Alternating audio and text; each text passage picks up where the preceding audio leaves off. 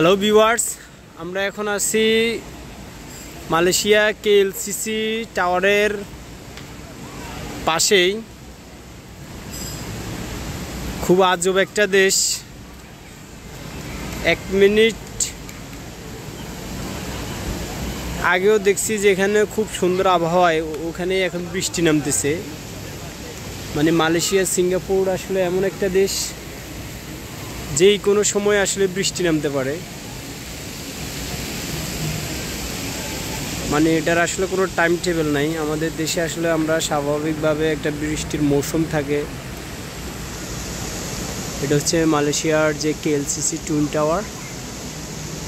আমাদের দেশে আসলে স্বাভাবিকভাবে বৃষ্টির যে একটা মৌসুম থাকে, মালয়েশিয়া সিঙ্গাপুর আসলে ওই মৌসুম অনুযায়ী বৃষ্টি তেমন একটা যা বুঝলাম হয় না আর কি। এখানে আসলে বৃষ্টিটা আসলে এখানে যে কোনো সময় নামতে পারে, আর এখানে বৃষ্টিটা প্রায় সব সময় হয়।